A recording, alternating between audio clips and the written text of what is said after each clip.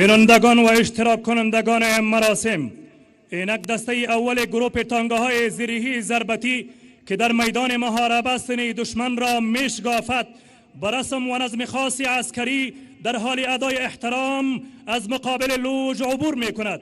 این وسایط در مقابل موازی مستحکم و شکست ناپذیر دشمن استعمال و قابلیت دفاعی راکت‌های RPG و توپ 82 را دارا بوده و بر موازی دشمن بالا و آن را تخریب می سازد. ESVs غروال واسطه په هر ډول سختو جغرافیایي او اقلیمي شرایطو کې د حرکت توان لري.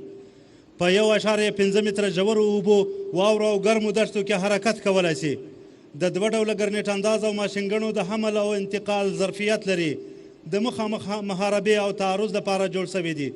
د RPG راکټ او ماینونو په مقابله کې مقاومت لري او که اصابت هم پرې وکړي نو تر ډیره ځایه د تګ توان لري.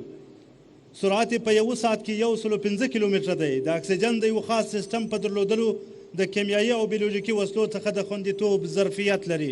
بینندگان محترم، حالا کندک تانگاهای زیریهی جاریدار با نظم عالی از پیش لوز و هیئت رهبری امارت اسلامی افغانستان عبور می کنند.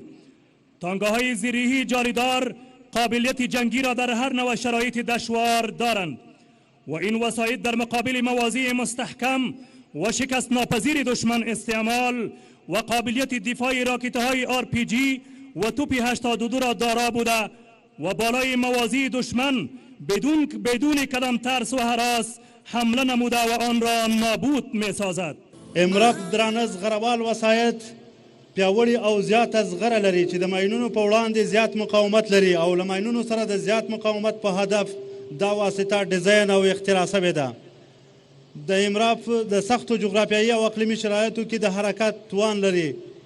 دا دی اوس تاسو وینئ چې د اسلامي امارت د زغروالو قوتونو د امراف یو نمایشي کنډک د لوژ له مخې په عالي نظم او ډسپلین سره د تېرېدو په حال کې دی.